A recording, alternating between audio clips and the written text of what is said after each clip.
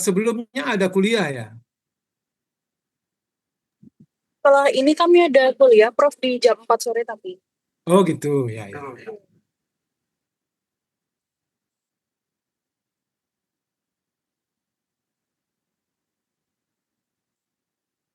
Jadi untuk jam 2-nya masih kurang lagi 3 menit ya.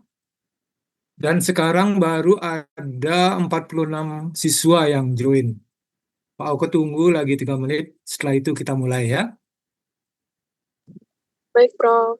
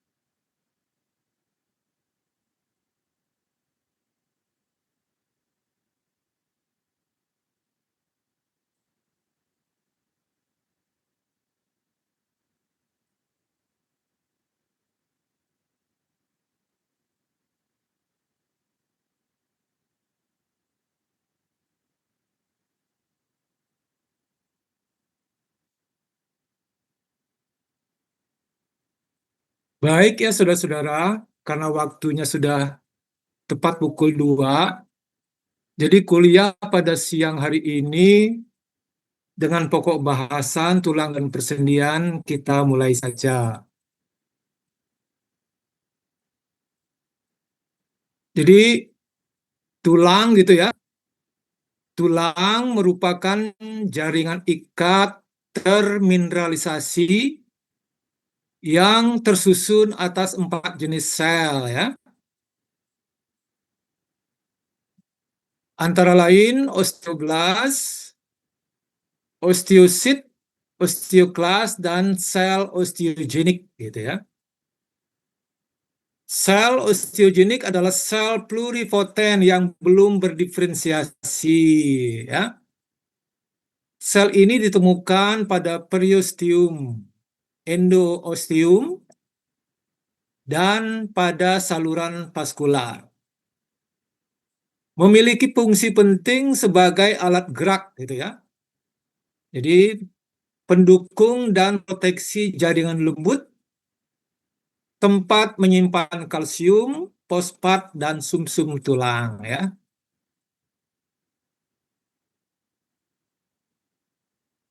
Selain sel gitu ya, selain sel, pada tulang juga ditemukan matrik ya. Selain sel, pada tulang juga ditemukan matrik. Matrik tulang mengandung unsur organik berupa serat kolagen dan unsur anorganik gitu ya. Jadi garam anorganik berupa kalsium dan fosfat. Kombinasi antara kalsium, fosfat, dan kolagen membuat tulang selain keras juga kuat gitu ya. Jadi kolagennya itu yang membuat tulang itu menjadi kuat, kemudian unsur fosfat dan kalsiumnya yang membuat tulang itu menjadi keras gitu ya. Jadi kalau dilihat dari komponen-komponen ini gitu ya, ada mikrostruktur ya, mikrostruktur. Jadi ada susunan cancellous bone begitu. Jadi cancellous bone ini tulang lunak begitu ya, tulang lunak kemudian dilapisi oleh cortical bone ya, cortical bone ya. Kemudian dia terbagi ke dalam lamela-lamela begitu ya. Kemudian juga di dalamnya juga ada yang disebut sebagai saluran Haversian begitu ya. Jadi selain mikrostruktur, pada tulang juga ditemukan nanostruktur begitu ya. Jadi kolagen itu selain kolagen juga ditemukan dalam bentuk fiber begitu juga ada fibril ya. tentu fibril ini lebih kecil ya, lebih kecil dibandingkan dengan fiber begitu ya. Jadi kebanyakan tulang memiliki lapisan luar yang kaku ya dan padat sebagai tulang kompak atau kortikal ya, serta pusat medula atau tulang cancellous berupa trabekula tipis yang saling berhubungan begitu ya. Jadi ini ya yang cancellous bone itu ini ya. Jadi tulang-tulang yang lebih lunak begitu ya, dengan struktur trabekula tipis begitu ya. Yang bulat, yang lubang-lubang ini ya disebut sebagai tulang lunak gitu ya. Kemudian tulang lunak itu di bagian pinggirnya itu ditemukan yang tulang kerasnya yang disebut sebagai cortical bone ya, cortical bone. Jadi di tengah-tengahnya tentu saudara sudah pasti ketahui ya. Jadi di dalamnya itu ada yang disebut sebagai sumsum tulang, gitu ya. Nah, kita lanjutkan dari salah satu sel penyusunnya ya, osteoblast ya, osteoblast. Osteoblast adalah sel utama yang bertanggung jawab dalam pembentukan tulang ya. Ini yang saudara harus ingat ya. Jadi osteoblast itu ya uh, bertanggung jawab dalam bone formation ya, bone formation. Jadi pembentukan tulang perannya sangat penting dalam pertumbuhan ya, dalam pertumbuhan, perbaikan dan pemeliharaan jaringan tulang begitu ya. Jadi sel itu kalau ini ya seperti ini dia, kemudian dalam bentuk osteogenik seperti itu ya. Kemudian dia mengalami diferensiasi menjadi osteoblast begitu ya. Osteoblast kalau dewasa begitu, kalau dewasa yang tertanam di dalam matrik tulang itu disebut sebagai sel-sel osteosit begitu ya. Kalau kalian masih ingat, osteosit itu pada praktikum histologi begitu dia akan tertanam di dalam lakuna ya, lakuna gitu ya. Jadi juga ada di dalam ini ya, di dalam sumsum tulang itu disebut sebagai osteoklas ya. Jadi sel dengan banyak inti ya, 1, 2, 3, 4, 5 ya.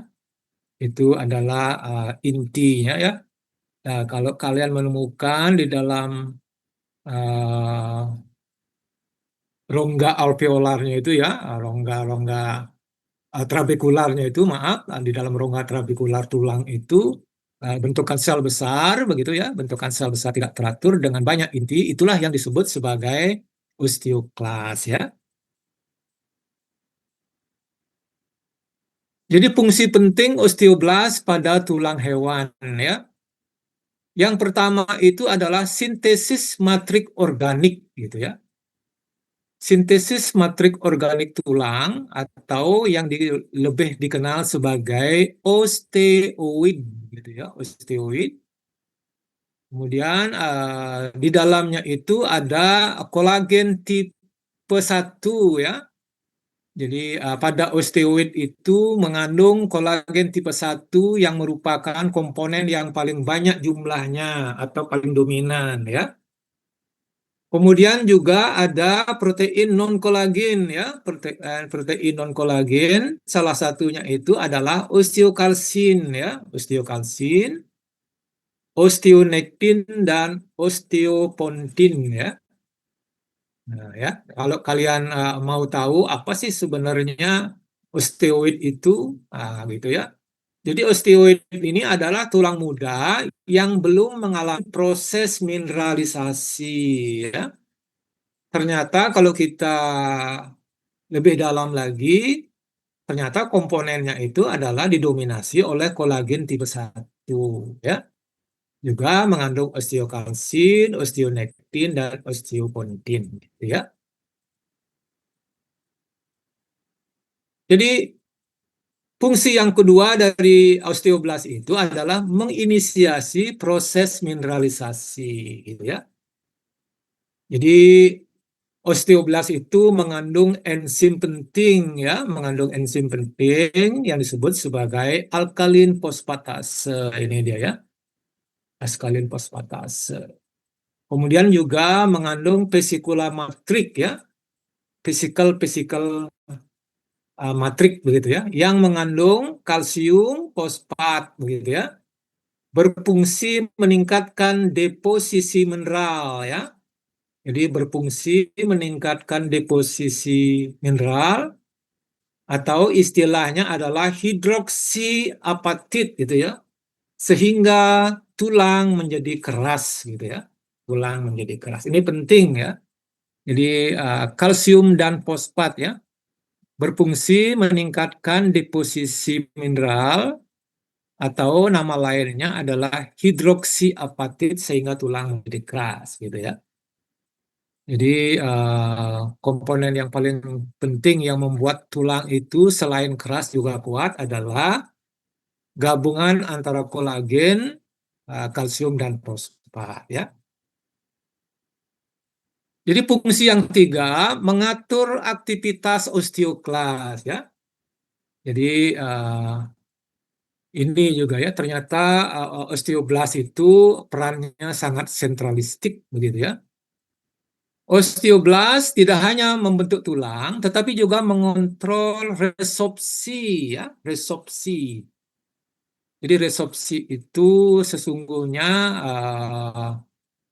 lebih kepada jika ada sel-sel tulang yang sudah berumur, begitu ya, sudah tua, itu akan digantikan dengan tulang-tulang muda, begitu ya. Jadi bagaimana proses? Jadi prosesnya itu disebut dengan remodeling sebenarnya, begitu ya.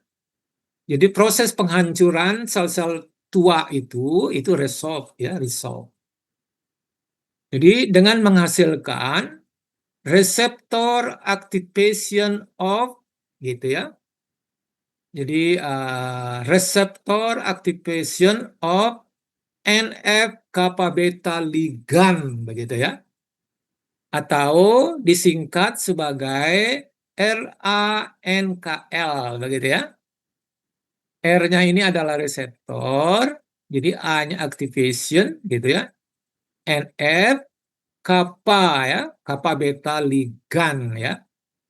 Jadi dia mengaktifkan osteoklas dan osteoprotegerin ya atau OPG gitu ya. Menghambat kerja osteoklas begitu ya. Menghambat kerja osteoklas.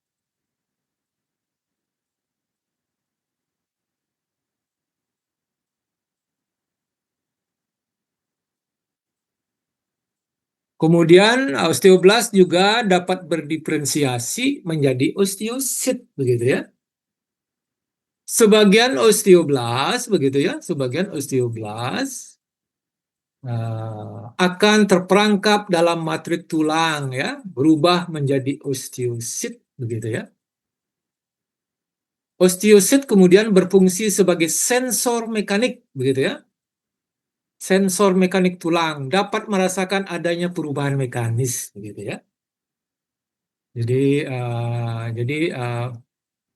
peran utama dari osteosit itu ya yang sudah tertanam di dalam matrik itu adalah sebagai sensor mekanik gitu ya untuk merasakan adanya perubahan mekanis begitu ya.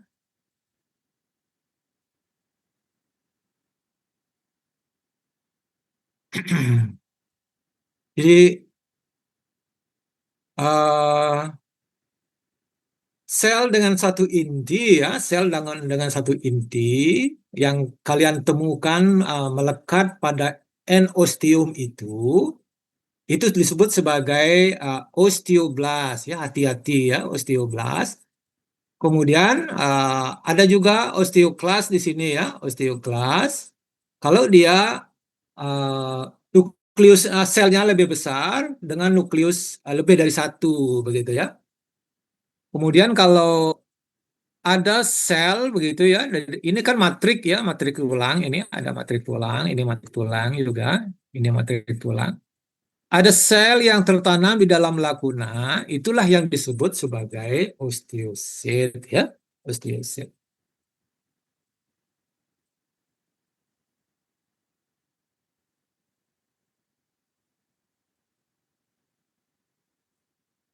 Jadi peran osteoblas yang kelima dalam penyembuhan tulang fraktur begitu ya. Jadi osteoblas aktif membentuk kalus ya, membentuk kalus tulang. Jadi kalus itu kalau ada tulang patah misalnya ya, patah yang patahannya sagital begitu ya, sagital itu kalus itu dapat terbentuk pada sisi dalam ataupun sisi luar begitu ya. Jadi kalus itu akan dapat terbentuk pada sisi dalam tulang ataupun sisi luar gitu ya. Jadi dia dapat menggantikan jaringan rusak dengan tulang baru ya. Nah, kemudian yang kelima itu mengatur metabolisme mineral ya. Osteoblast juga berperan dalam homeostasis kalsium dan fosfat begitu ya. Jadi kalau berbicara homeostasis itu konsentrasinya harus ini ya, harus selalu terjaga normal seperti itu ya. Kemudian osteoblast juga berespon terhadap hormon paratiroid atau dan vitamin D ya. Dia juga berespon terhadap paratiroid hormon dan vitamin D ya.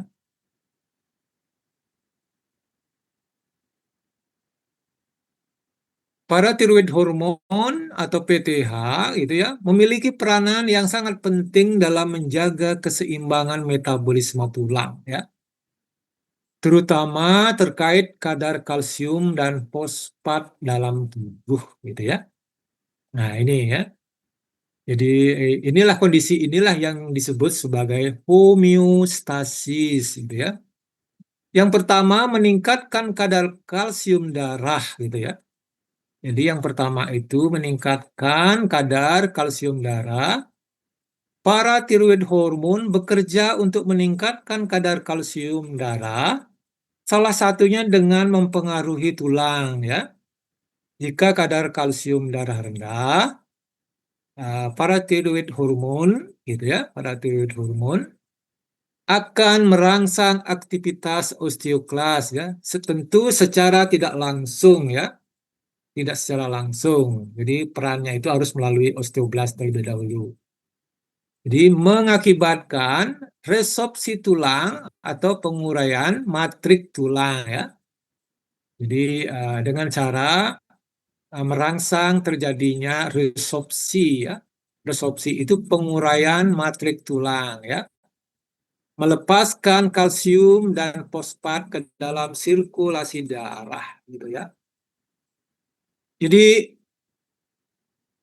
kondisi ini sesungguhnya dapat dirasakan pada manula yang asupan gizinya kurang kalsium begitu ya. Jadi karena asupan gizinya kurang kalsium, tentu kalsium tulangnya akan digunakan, diambil alih begitu ya. Sehingga pada manula-manula yang secara normal asupan gizinya kurang kalsium itu uh, tulangnya rapuh begitu ya, tulangnya sangat rapuh dan seringkali terasa ngilu begitu ya, terasa ngilu gitu. Jadi bagi kalian yang memiliki keluarga manula begitu ya, asupan kalsiumnya itu harus cukup begitu ya, asupan asupan kalsiumnya harus cukup. Dan yang lebih ini lagi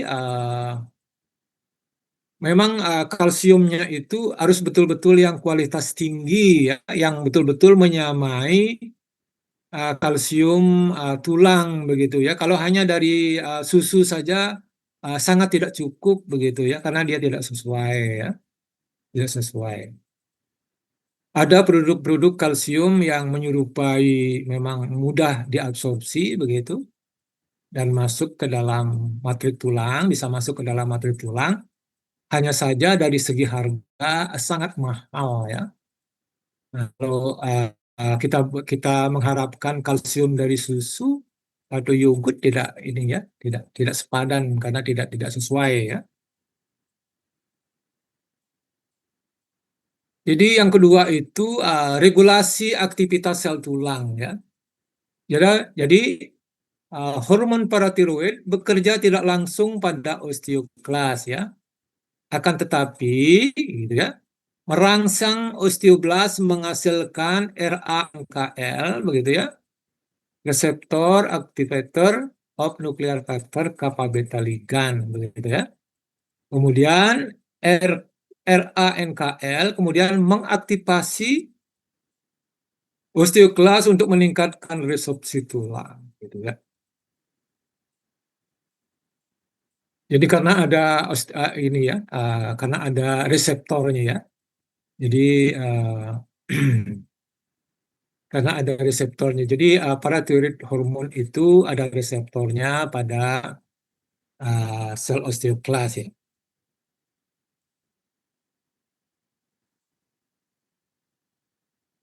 Jadi fungsi yang ketiga itu mengatur keseimbangan kalsium dan fosfat ya. Selain pada tulang, paratiroid hormon pada ginjal meningkatkan reabsorpsi kalsium dan menurunkan reabsorpsi fosfat gitu ya. Pada ginjal ya. Kemudian pada usus tidak secara langsung meningkatkan penyerapan kalsium melalui aktivasi vitamin B ya. Jadi pengaturan ini berefek pada meningkatnya kalsium darah dan penurunan fosfat darah gitu ya.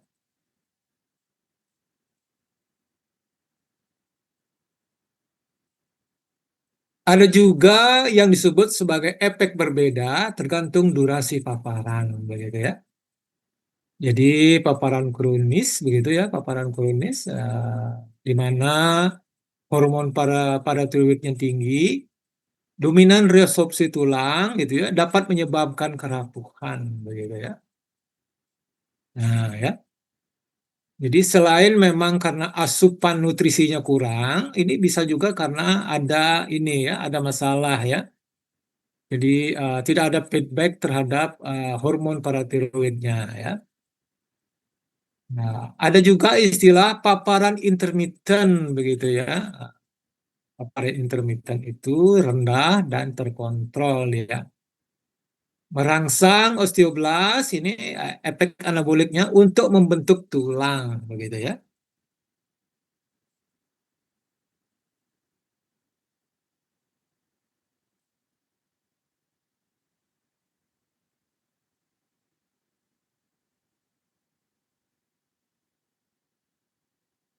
Osteosit ya. Sesungguhnya osteoblas yang tertanam pada matrik tulang. Sel tulang hasil proliferasi dan diferensiasi osteoblas gitu ya. Jadi ini ya, jadi osteoblas ini kalian dapat lihat pada enosteum ya, pada daerah enosteum. Kemudian ada juga tulang-tulang baru ya pasca proses resorpsi ya. Ada tulang-tulang baru atau tulang-tulang muda pasca proses resorpsi yang belum mengalami mineralisasi. Jadi ini disebut sebagai osteoid gitu ya. Nah, kemudian sel-sel yang tertanam di dalam lakuna itu ya, yang sel osteositnya ini di tengah-tengah begitu ya.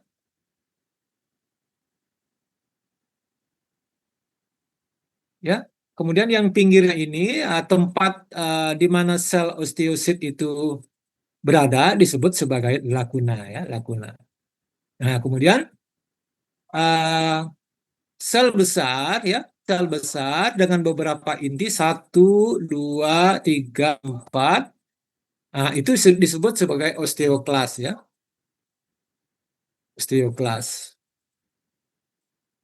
Ini juga ya, sel besar dengan banyak inti.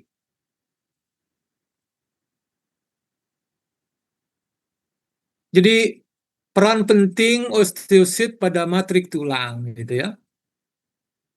Peran penting osteosit dalam matrik tulang. Yang pertama itu sebagai sensor mekanik ya. Sebagai sensor mekanik, pengatur remodeling tulang, penjaga keseimbangan mineral, pusat komunikasi antar sel tulang ya. Pusat komunikasi antar sel tulang. Tanpa osteosit, tulang tidak mampu beradaptasi ya, memperbaiki diri atau menjaga keseimbangan mineral secara optimal, gitu ya. Jadi tanpa osteosit, tulang tidak mampu beradaptasi, begitu ya. Sekaligus juga tidak mampu memperbaiki dirinya, begitu ya, untuk mengganti sel-sel tulang rusak atau tua dengan sel-sel tulang baru atau yang muda, gitu maksudnya ya.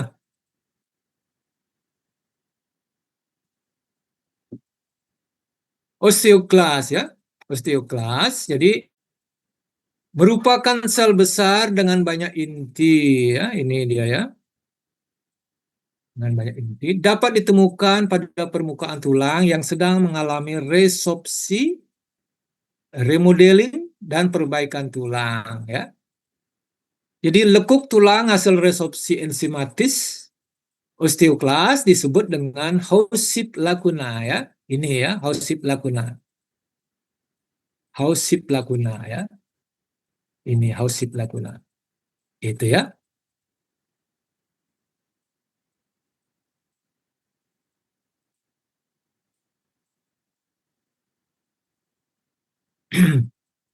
Resorpsi tulang adalah proses penghancuran matrik tulang oleh osteoklas. Nah, ini yang perlu kalian ingat ya. Jadi resorpsi tulang adalah proses penghancuran matrik tulang oleh osteoklas gitu ya. Bagian awal dari siklus remodeling dalam basic multicellular unit gitu ya. Basic multicellular unit atau biasanya disingkat sebagai BMU gitu ya. Jadi mekanisme resorpsi tulang merupakan proses terkoordinasi yang melibatkan interaksi antara sel tulang ya, terutama osteoblas, osteoklas, dan osteosit. Proses ini biasanya diawali oleh sinyal hormonal seperti hormon paratiroid ya. Itu ya. Jadi yang menginisiasi proses resorpsi itu adalah hormon paratiroid atau PTH ya. Jadi ketika kadar kalsium darah menurun ya. Jadi paratiroid hormon merangsang osteoblas untuk meningkatkan ekspresi rangkel dan menurunkan produksi osteoprotegerin atau OPG ya, sehingga memungkinkan diferensiasi dan aktivasi osteoklas dari prekursor mononuklear ya. Jadi kuncinya itu adalah bahan dari osteoklas itu ada di sumsum tulang ya, disebut sebagai prekursor mononuklear begitu ya.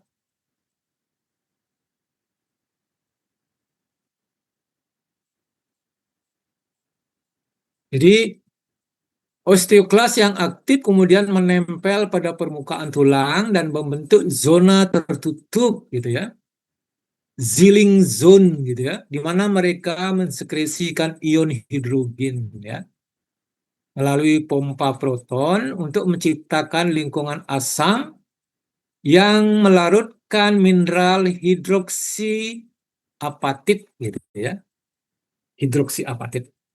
Selain itu, osteoklas juga melepaskan enzim proteolitik seperti katepsin K yang mendegradasi matrik organik, terutama kolagen tipe 1. Ya, ini yang proses ini yang kalian harus pahami dengan baik ya. Nah, untuk memahami bagaimana proses itu terjadi ya, apakah karena kurangan kalsium atau akibat perlu penggantian sel tulang muda, sel tulang tua, sel tulang yang nekrosis dengan sel-sel yang baru gitu ya.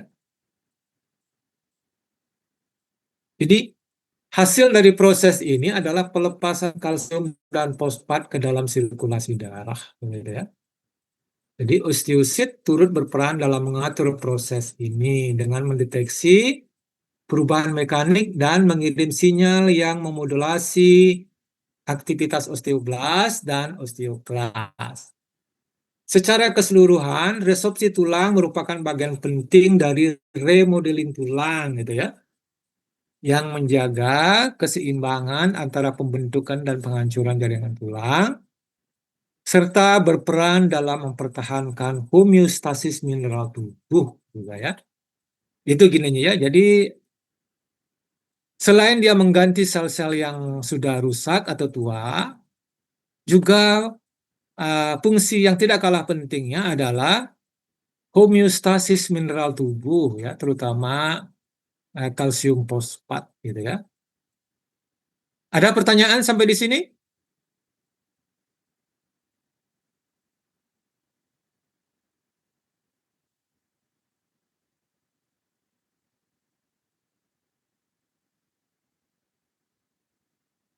Untuk saat ini belum ada, Dok. Baik ya. Jadi bagaimana proses resorpsi osteoklas itu terjadi ya?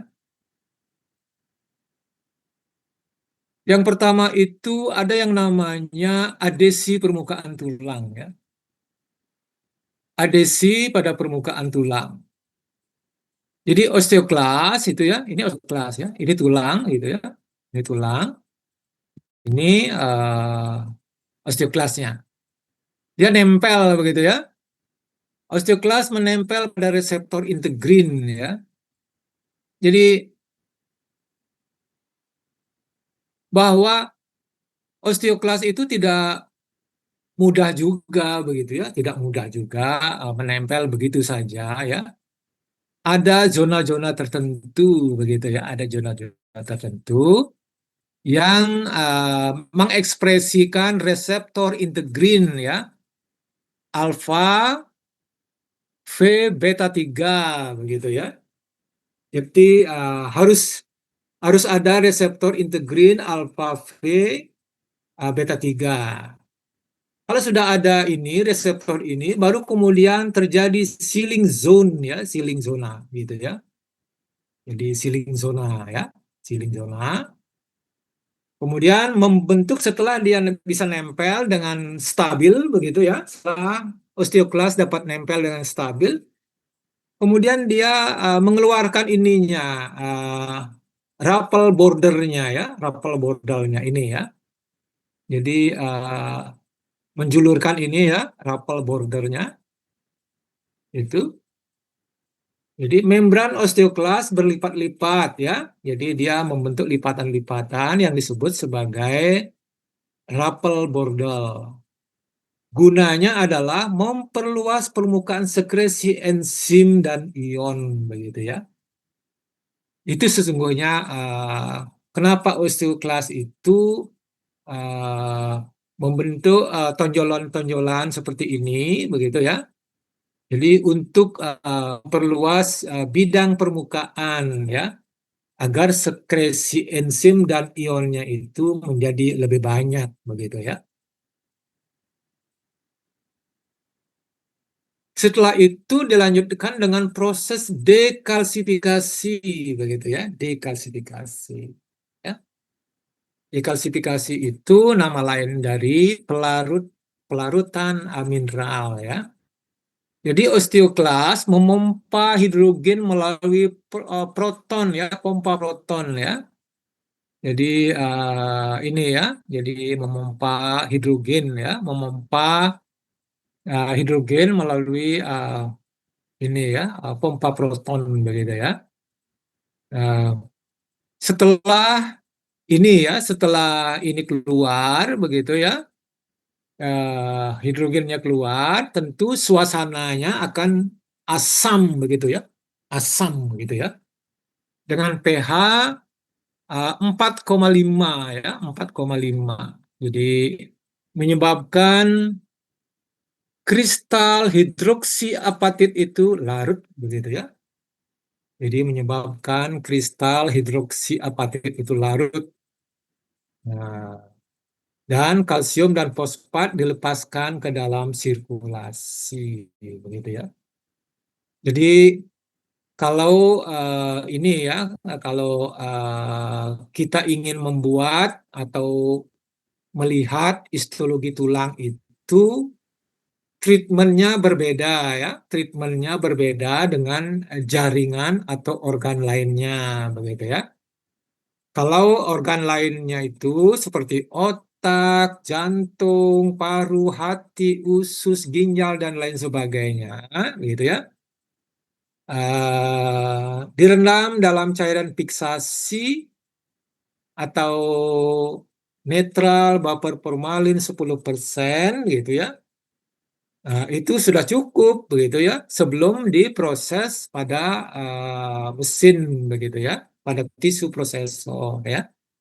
Tapi kalau tulang sebelum disimpan ke dalam cairan fiksatif begitu, harus melalui proses yang disebut sebagai dekalsifikasi begitu ya. Dekalsifikasi terlebih dahulu untuk menghancurkan kristal-kristal hidroksiapatit ini begitu ya. Kalau tidak begitu, jadi tulangnya nggak bisa dipotong begitu ya. Dengan rotary mikrotom tentu nggak bisa dipotong begitu ya. Jadi bagaimana caranya menghancurkan kristal hidroksiapatit ini begitu ya? Tentu dengan cairan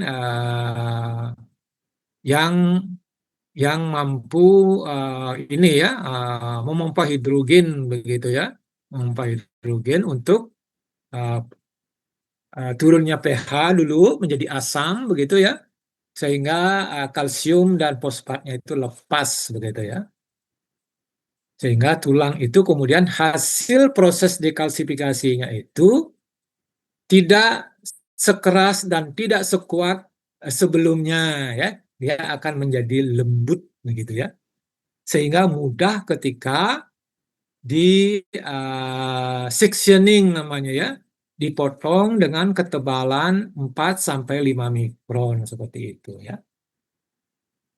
Kemudian setelah dekalsifikasi dilanjutkan dengan degradasi matrik organik begitu ya. Jadi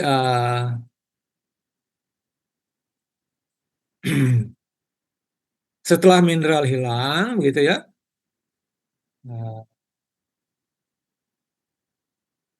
Enzim ya, enzim mana dia nih? Enzim katepsin K begitu ya. Katepsin K begitu ada di sini ya. Katepsin K dan matrik metaloproteinase MMP ini ya. Jadi katepsin K jadi dia menghancurkan kolagen tipe 1 ya. Dia akan menghancurkan kolagen tipe 1. Kemudian sebagai hasil akhirnya gitu ya, cekungan kecil pada permukaan tulang sebagai tanda aktivitas osteoklas. Terbentuklah yang disebut sebagai Howship lacuna ya, Howship lacuna gitu ya. Kalau hidrogennya ini ya, hidrogennya menghancurkan ini menghancurkan kristal hidroksiapatit. Kemudian enzim katepsin dan matrik metaloproteinase menghancurkan kolagen tipe 1 gitu ya. Sehingga terbentuklah lubang ya, terbentuklah cekungan kecil ya, bukan lubang ya, cekungan kecil yang disebut sebagai Haussip lacuna ya, Haussip lacuna.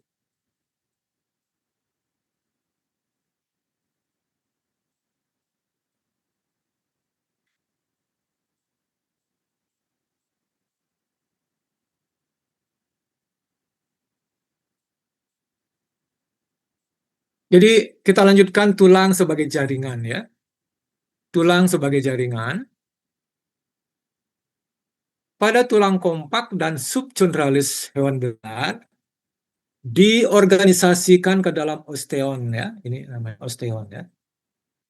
Satu gini itu osteon, satu gini itu osteon ya. Di sini juga ada ya osteon. Atau sistem Haversian ya. Orientasi osteonnya longitudinal ya, dengan lapis lamela konsentrik ya, konsentrik ya. Semakin ke dalam semakin kecil ya. Di tengahnya terdapat pembuluh darah dan saraf gitu ya. Ya, ini ya. Saluran Haversian.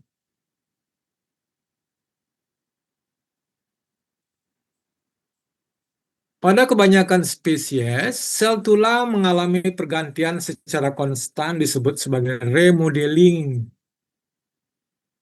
Jadi sel tua diresorpsi digantikan dengan sel tulang baru. Jadi pengurangan massa tulang pada hewan berumur disebabkan oleh tidak seimbangnya antara resorpsi dan remodeling ya.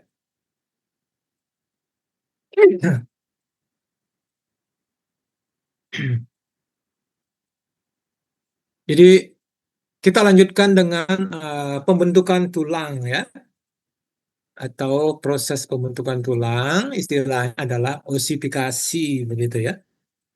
Jadi suatu istilah untuk menggambarkan proses pembentukan tulang dengan cara menyisipkan kalsium ke dalam tulang rawan hialin ya. Jadi osifikasi ya. Osifikasi dimulai dari periode embrio sampai kanak-kanak ya.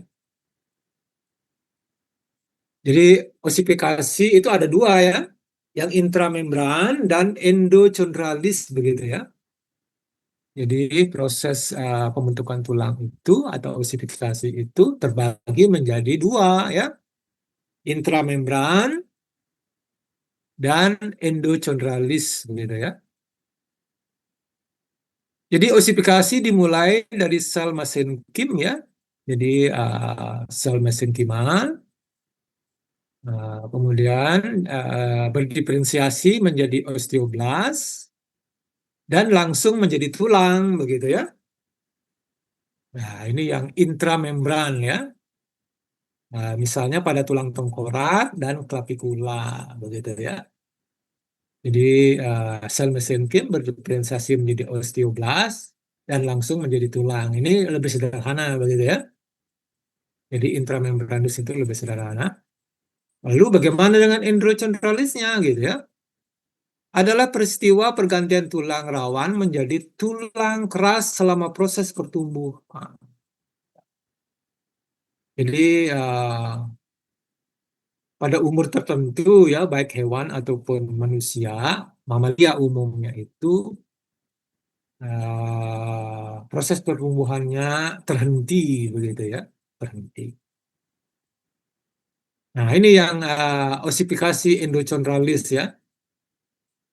Osifikasi endochondralis itu dimulai dari model ya, dimulai dari terbentuknya model tulang rawan ya. Dimulai dari terbentuknya model tulang rawan. Nah, kemudian setelah terbentuk model begitu, berlanjut ya terbentuknya pusat osifikasi ya. terbentuknya pusat osifikasi, dan lapisan periosteum ya, lapisan keras ya, lapisan keras. Kemudian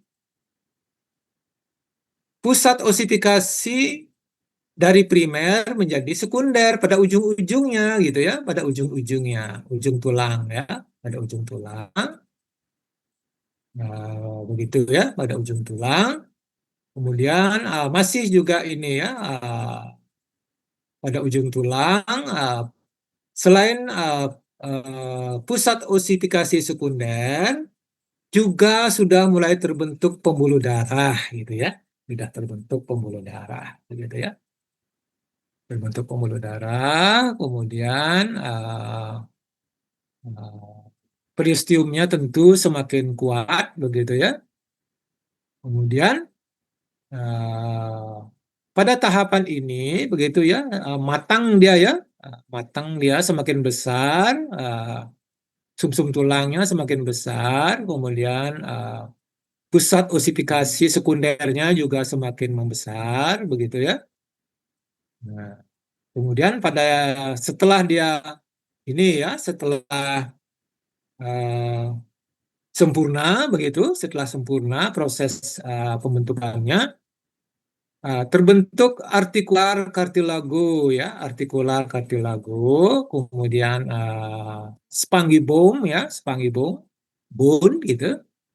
Jadi trabekula yang berongga itu, kemudian ada juga lempeng pertumbuhan ya, lempeng pertumbuhan, begitu ya, lempeng pertumbuhan, periosteum dan uh, tulang kompak, begitu ya. Tentu pada kondisi ini sumsum tulangnya itu sudah ini ya, sudah melebar ya, sudah membesar.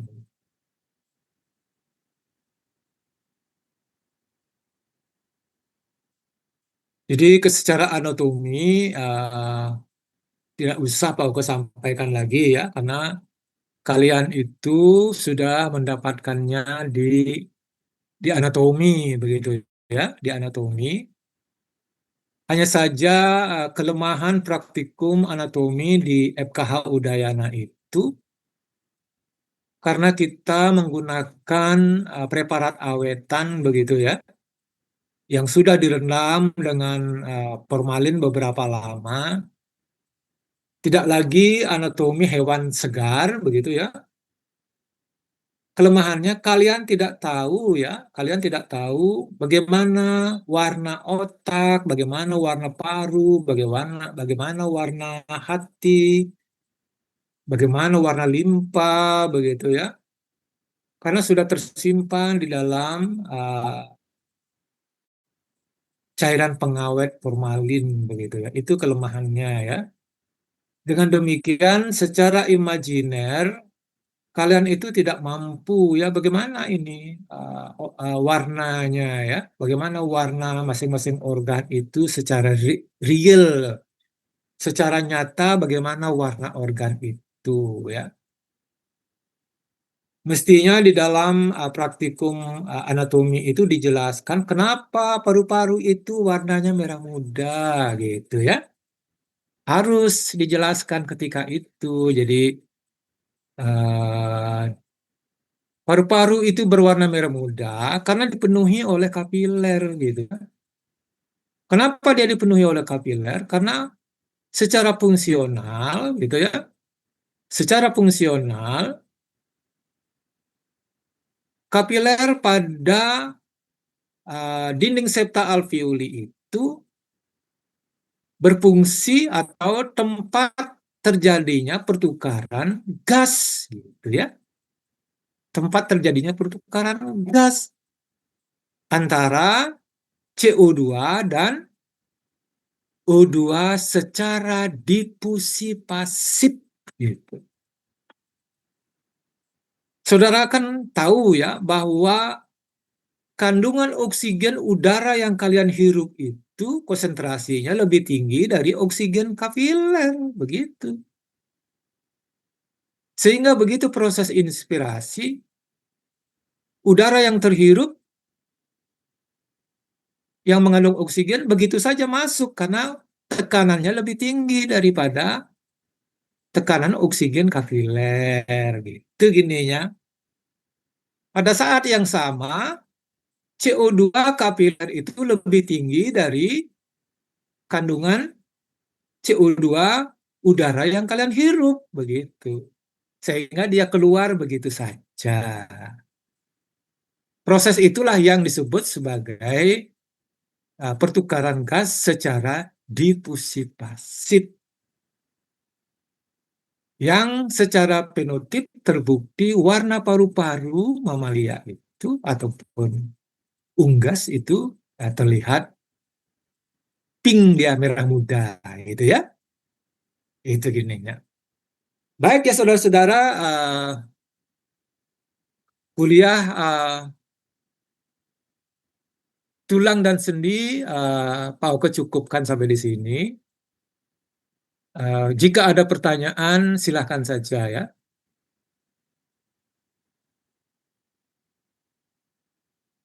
Ada pertanyaan?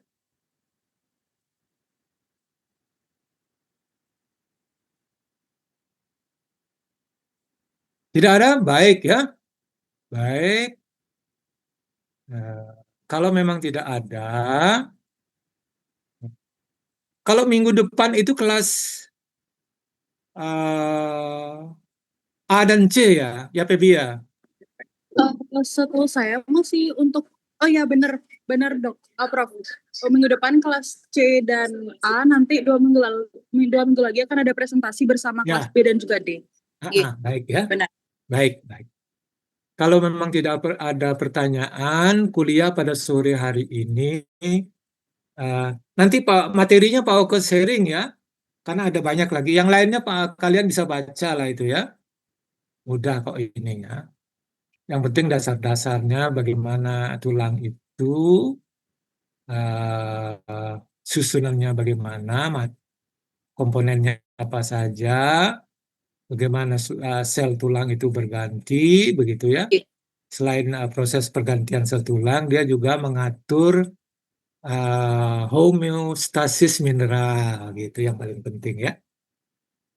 Baik ya, saudara-saudara, kalau memang tidak ada kuliah pada sore hari ini, Pak Oke akhiri ya. Selamat sore ya, saudara-saudara. Terima kasih, Dokter. Terima kasih, Dok. Terima kasih, Dokter.